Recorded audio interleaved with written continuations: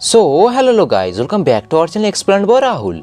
तो Soul land 2 के latest episode की स्टार्टिंग पे हमें बैटल ग्राउंड एरिना का सीन दिखाया जाता है, जहाँ पे हजारों की तादाद में ऑडियंस आए हुए थे इस कंपटीशन को देखने के लिए। ये देखकर तो सेक एकेडमी की रिजर्व टीम बहुत ही परेशान हो गए थे, क्योंकि उन्हें एकदम से इतने लोगों के सामने आने की आदत नहीं थी। वांग डोंग को डर लग रहा था कि कहीं वो लोग इस फर्स्ट कॉम्पिटिशन में ही हार ना जाए, वरना उन लोगों की बहुत ज्यादा बेइज्जती हो जाएगी। अपने टीममेट्स को ही घबराते हुए देखकर जियाओ टियाओ आगे की तरफ आते हुए उन लोगों से कहती है, पिछली बार जब हम लोग यहाँ पे इस कंपटीशन को लड़ने के लिए आए थे तब हम भी काफी ज्यादा घबराए हुए थे, लेकिन क्या तुम लोगों को एक मजे की बात पता है, हमारे ओपोनेंट्स तो हमसे भी 10 टाइम्स ज्यादा घबराए हुए थे, क्योंकि हम लोग हैं सेक एकेडमी के डिसाइपल्स। सेक डेविल्स का नाम सुनकर ही सब लोग घबरा जाते हैं, इसलिए हमें ज्यादा परेशान होने की कोई भी जरूरत नहीं है। यह जियाओ टियाओ की ये मोटिवेशनल बातें सुनकर तो आखिरकार सब लोग ही मोटिवेट हो गए थे और वो लोग फाइट करने के लिए पूरी तरीके से तैयार हो जाते हैं। तभी मिस जाओई भी ये देखकर खुश होते हुए आखिरकार युहाओ के पास आ गई थी, जहाँ वो युहाओ से कहती है कि आज के दिन होने वाला ये इस कंपटीशन को तुम ही लीड करोगे। साथ ही वो युहाओ से कहती है कि अगर हो सके तो अपने सेकंड मार्शल सोल का अच्छे तरीके से इस्तेमाल करना और अपने टीममेट्स को हर हाल में जितवाना। तभी अचानक बाहर एरिना में होस्ट भी अनाउंसमेंट कर देती है, जो कि एरिना में फर्स्ट मैच के होने वाले ओपोनेंट्स को बुला रही थी। ये सुनकर तो मिस जाओवी लास्ट टाइम अपने सभी डिसाइपल्स से कहती है, फिक्र करने की कोई भी बात नहीं है, मुझे पूरा यकीन है कि तुम लोग ही इस कंपटीशन को जीतोगे, क्योंकि तुम लोग हो 7 सेक डेविल्स। मिस जाओवी की ये बात सुनने के बाद मिस्टर बीबी अपने सभी साथियों को लेकर यहाँ एरिना की ओर आना शुरू कर देते हैं, जहाँ एरिना के अंदर सभी ऑडियंस सेक एकेडमी का ही नाम चिल्ला रहे थे, क्योंकि सेक एकेडमी का यहाँ पे काफी अच्छा पास्ट रहा है। दूसरी ओर हम देखते हैं कि इन लोगों के सामने टियानलिंग सेक्ट के बाकी के डिसाइपल्स भी पहुंच चुके थे। यहाँ दोनों ही टीम एक दूसरे के आमने सामने आ चुकी थी। ऊपर से सानलो सिटी के एम्परर भी ये सब देख रहे थे। वो अपने सामने सेक डेविल्स के रिजर्व टीम को देखकर बहुत ज्यादा हैरान होते हुए कहते हैं, आखिर ये सेक एकेडमी क्या कर रही है, इन लोगों ने अपने मेन टीम के बजाय अपने रिजर्व टीम को यहाँ पे क्यों भेज दिया। इवन की वो अपने पास बैठी एक एम्पायर की क्वीन से सवाल करते हुए पूछते हैं, क्या डाई हुआ है यहाँ पे आया हुआ है, जिस पर वो प्रिंसेस नाम में सर हिलाती है। दूसरी ओर एरिना में तो जियाओ जियाओ बहुत ज्यादा एक्साइटेड लग रही थी, लेकिन बाहर बैठे हुए लोग तो यहाँ पे सेक डेविल्स को देखकर बहुत ज्यादा हैरान थे। उन लोगों को भी समझ में नहीं आ रहा था कि आखिर इन लोगों की मेन टीम कहाँ पे है। रिजर्व टीम को यहाँ एरिना में भेजने की आखिर इनकी क्या वजह हो सकती है, आखिर ये लोग करना क्या चाहते हैं। सब लोगों के मन में अभी यहाँ पे हजारों सवाल खड़े हो रहे थे, जबकि दूसरी तरफ एरिना में हम देखते हैं कि युहाओ पुराने सेक डेविल्स के बारे में सोच रहा था, जहाँ तेंगसेंग और उसके टीममेट्स ने इस कंपटीशन में हिस्सा लिया था और उन्होंने यहाँ पे इतिहास रच दिया था। तो युहाओ उनके बारे में याद करते हुए कहता है, यहाँ पे तेंगसेंग ने टेंग सेक्ट की बुनियाद रची थी, इसलिए मुझे उनकी इज्जत को बचाने के लिए कुछ भी करना होगा। मिस्टर बीबी भी बिल्कुल ऐसा ही चाहते थे। वो अपने टीममेट्स को इकट्ठा करते हुए उनसे कहते हैं, हमें कुछ भी करके इस नॉकआउट राउंड को जीतना ही होगा, और सिर्फ जीतना ही नहीं बल्कि खूबसूरती के साथ हमें इस कंपटीशन को भी जीतना होगा, कि हम लोग हमारी सेक एकेडमी की इज्जत को बरकरार रख सके। ये सब बातें कहने के बाद वो सारी की सारी जिम्मेदारी युहाओ के कंधे पर डाल देते हैं। फिर वो युहाओ से कहते हैं, युहाओ मेरे भाई, प्लानिंग करना अभी से ही स्टार्ट कर दो, क्योंकि आज के दिन ये लोग युहाओ के प्लान का ही इस्तेमाल करके इस राउंड को जीतना चाहते थे। दूसरी तरफ युहाओ तो पहले से ही प्लानिंग करके रखा हुआ था। वो यहाँ अपने दोस्तों को बताता है कि जैसा जैसा मैं तुम लोगों से कहूँ वैसा वैसा तुम लोग करते रहना।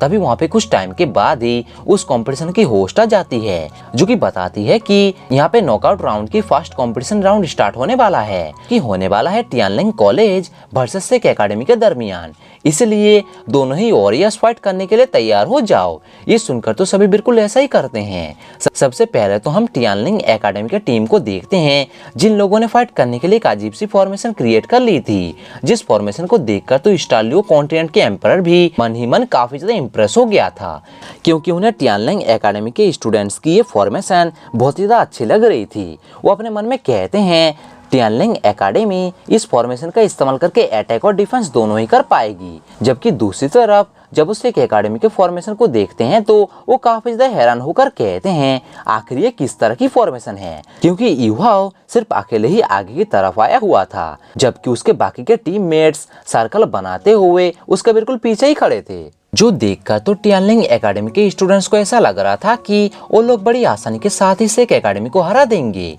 इन लोगों को तो फाइट करना भी नहीं आता, इस तरह से तो ये लोग खुद को प्रोटेक्ट भी नहीं कर पाएंगे। जो कहते ही वो लोग अपनी पावर्स को एक्टिवेट करना शुरू कर देते हैं।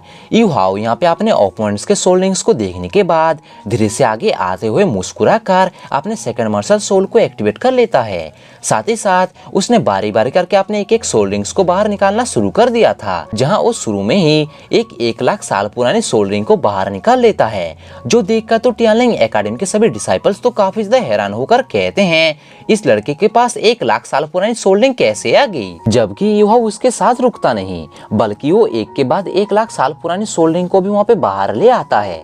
जो देखकर तो इस बार एम्परर भी हैरान हो गए थे। और यू हाओ यहीं पर ही नहीं रुकता, वो एक के बाद 1 लाख साल पुरानी सोल रिंग को बाहर लाता ही रहता है। जो देखकर तो वहाँ पे मौजूद बाकी के कंटेस्टेंट्स भी बहुत ज्यादा हैरान हो जाते हैं। उन लोगों का तो आंखें और मुंह दोनों के दोनों ही खुले रह गए थे। यू हाओ भी यहाँ पे मौजूद ओपोनेंट्स को आवाज लगाते हुए कहता है आज तुम लोग मुझसे बच के नहीं जाने वाले, क्योंकि ये इतनी जल्दी खत्म नहीं होने वाला। जो कहते साथ ही यू हाओ ने वहाँ पे अपने टोटल 6 से 1 लाख साल पुरानी सोल रिंग्स को समन कर लेता है। जो देखकर तो किसी को भी अपने आंखों पर यकीन नहीं आ रहा था। यू हाओ के बॉडी से इतनी खतरनाक एनर्जी निकल रही थी। जो देखकर तो एम्परर भी खड़े होकर कहते हैं आखिर ये किस तरह का लड़का है, ये तो इंसान नहीं बल्कि मुझे एक मॉन्स्टर लग रहा है। बाकी के सब लोग भी इसी तरह की बातें कर रहे थे, क्योंकि एक छोटे से बच्चे के पास 6 लाख साल पुरानी सोल रिंग्स का होना बिल्कुल नामुमकिन के जैसा है। जो देखकर तो उसके ओपोनेंट्स तो बहुत ज्यादा हैरान हो गए। इसलिए उन सभी लोगों ने मिलकर एक साथ डिफेंस फॉर्मेशन को क्रिएट कर ली थी, जिस फॉर्मेशन को क्रिएट करने के लिए टियानलिंग एकेडमी के डिसाइपल सभी एक जगह पर आकर इकट्ठा हो गए थे। यू हाओ ये देखकर अपने मन में मुस्कुराते हुए कहता है बिल्कुल, अब तुम लोग मेरे जाल में फंस चुके हो, क्योंकि असल में यू हाओ के पास इल्यूजन वाली एबिलिटीज है। उसने इल्यूजन वाली एबिलिटीज का इस्तेमाल करते हुए 6 सोल रिंग्स को क्रिएट किया था। यहाँ ये सब लोग जब एक साथ आ गए तब वांगडोंग यू हाओ के पास आकर मुस्कुराना शुरू कर देता है, क्योंकि ये दोनों ही मिलकर यहाँ पे अपने गोल्डन रोड टेक्निक का इस्तेमाल करने वाले थे। इसके एक अटैक से ही अपने ओपोनेंट्स को हरा देंगे। इससे पहले कि टियानलिंग एकेडमी के डिसाइपल्स ये सब कुछ भी समझ पाते, तभी अचानक यू हाओ और वांगडोंग अपने गोल्डन रोड टेक्निक का इस्तेमाल करके उन पर अटैक कर देते हैं, जिस हमले का इफेक्ट तो यहाँ पे बहुत ही ज्यादा था। यू हाओ के सभी टीममेट्स तो ये सब देखकर बहुत ही ज्यादा खुश हो गए थे। वो जानते थे कि हम लोग जीत गए। दूसरी ओर दूसरे एकेडमी के डिसाइपल्स टियानलिंग एकेडमी के डिसाइपल्स को एक ही अटैक में फ्रीज होता हुआ देखकर बहुत ही ज्यादा शॉक हो गए। इसी तरह से सेक एकेडमी ने अपने फर्स्ट राउंड को बहुत ही कूल तरीके से जीत लिया था। जो देखकर तो किसी को भी अपने आंखों पर यकीन नहीं आता। होस्ट अनाउंसमेंट करते हुए कहती है फर्स्ट राउंड के विनर हैं सेक एकेडमी। दूसरी ओर यू हाओ भी इस अनाउंसमेंट को सुनकर खुश होते हुए सभी ऑडियंस से चिल्लाते हुए कहता है मेरा नाम है यू हाओ और मैं टैंग सेक्ट से बिलोंग करता हूँ और हम लोग हैं 7 सेक डेविल्स। यहाँ पे सेक एकेडमी को जीतता हुआ देखकर जियाओटाओ और उसके बाकी के दोस्त बहुत ज्यादा खुश हो गए थे। जबकि मिस जाओवी यहाँ पे यू हाओ के पास आते हुए कहती है वो अटैक तो कुछ ज्यादा ही बेरहम था, जिस पर यू हाओ भी अपने बाकी के ओपोनेंट्स को डराने के लिए एक्टिंग करते हुए कहता है नहीं, उस अटैक को तो मैंने अपने बहुत ही कम एनर्जी का इस्तेमाल करते हुए किया था। अगर मैं वहाँ पे अपने फुल पोटेंशियल का इस्तेमाल करता तो उन लोगों में से वहाँ पे कोई भी जिंदा नहीं बच पाता। जो सुनकर तो वहाँ पे मौजूद बाकी सभी एकेडमीज के डिसाइपल्स शॉक होते हुए अपने जगह पर ही खड़े हो जाते हैं। जबकि यू हाओ अपने टीममेट्स को लेकर यूं ही फ्लेक्स करते हुए एरिना से बाहर चला जाता है।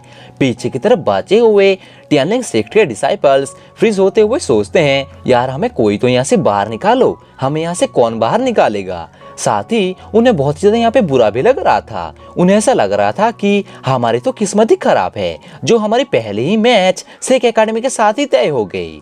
और यहाँ पे इसी फनी सीन के साथ ये एपिसोड यहीं पर एंड हो जाता है। और अगर आप सभी को ये वीडियो अच्छा लगा है तो आप सभी हमारे चैनल को सब्सक्राइब करके बेल आइकन को जरूर दबा देना। तो मिलेंगे किसी और वीडियो पर, तब तक के लिए टाटा बाय बाय।